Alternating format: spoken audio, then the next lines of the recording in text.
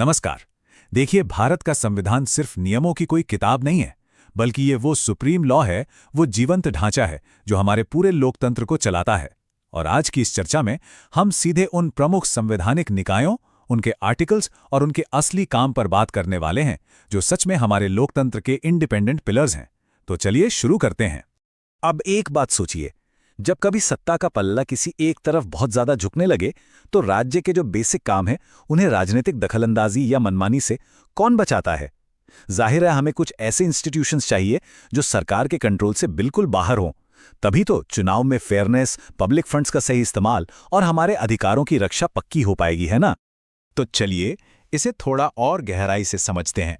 आखिर ये संवैधानिक निकाय होते क्या हैं? देखिए, ये कोई ऐसे संस्थान नहीं है जिन्हें सरकार ने बस एक ऑर्डर पास करके बना दिया हो। बिल्कुल नहीं।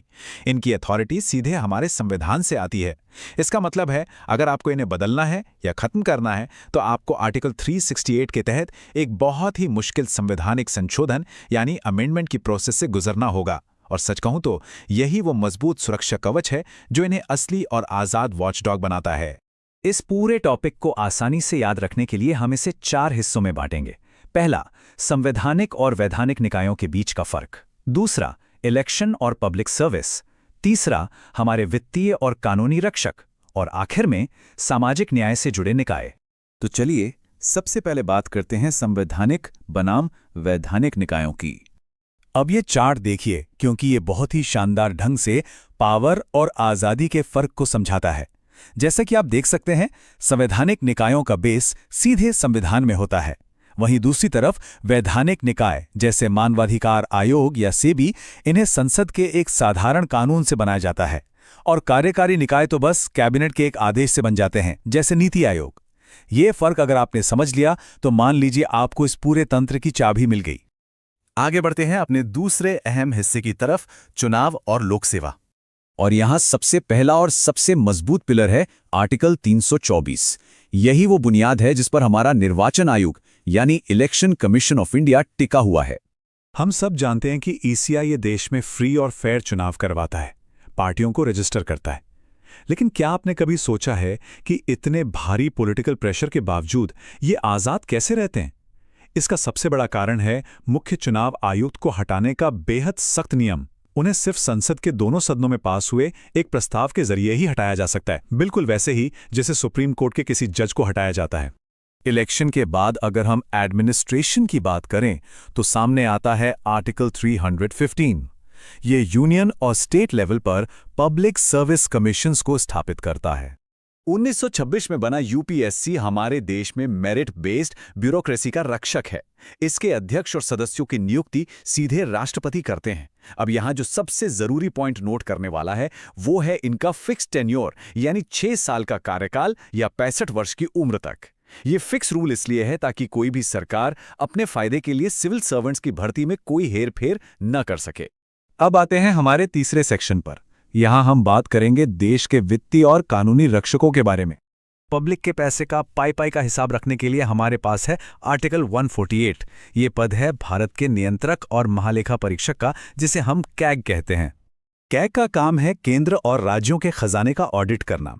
इनकी पावर बहुत बड़ी है, लेकिन सबसे दिलचस्प बात जो इनकी आज़ादी को पक्का करती है वो ये है कि रिटायरमेंट के बाद कैग सरकार के अधीन कोई भी पद नहीं ले सकते।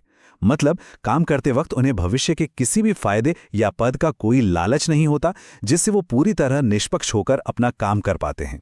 चलिए अब बात करते हैं कानून की। लिस्ट में अगला है आर्टिकल 76, जो देश के सबसे बड़े कानूनी अधिकारी यानी भारत के अटॉर्नी जनरल का पद बनाता है। अब अटॉर्नी जनरल के बारे में एक बहुत ही खास और मजेदार फैक्ट है। वो देश के किसी भी कोर्ट में जा सकते हैं, संसद के दोनों सदनों की कार्यवाही में बैठ सकते हैं, बोल भी सकते हैं, लेकिन वो वहां वोट नहीं डाल सकते। इसके अलावा उनका कोई फिक्स टेन्योर नहीं होता। वो तब तक पद पर रहते हैं जब तक राष्ट्रपति चाहें और सरकार को जरूरी कानूनी सलाह देते हैं। इसी तरह केंद्र और राज्यों के बीच पैसों के सही बंटवारे और वित्तीय संतुलन के लिए संविधान का आर्टिकल 280 एक बहुत ही क्रिटिकल मैकेनिज्म देता है। और ये मैकेनिज्म है भारत का वित्त आयोग। हर 5 साल में राष्ट्रपति इसे बनाते हैं।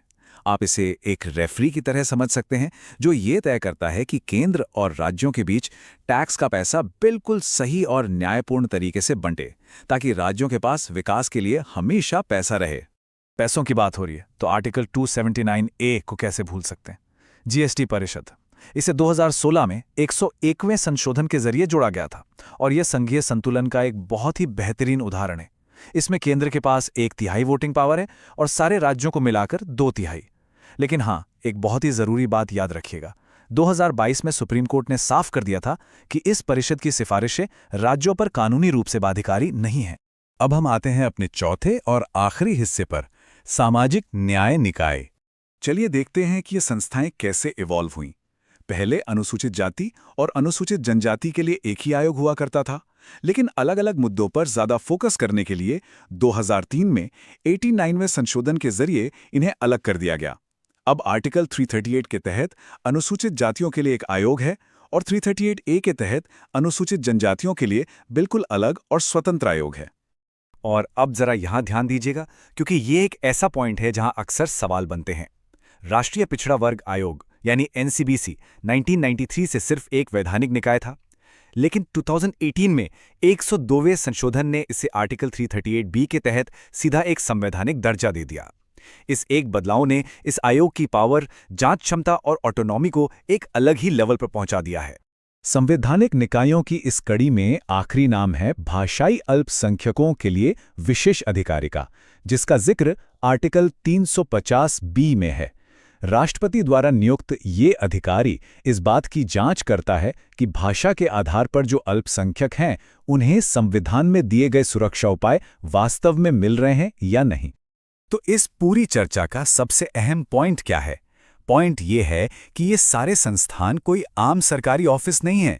ये वो संस्थाएं हैं जो देश में सरकारों की जवाबदेही तय करती हैं, केंद्र और राज्यों के बीच बैलेंस बनाती हैं, और ये पक्का करती हैं कि देश में कानून का शासन हमेशा ऊपर रहे।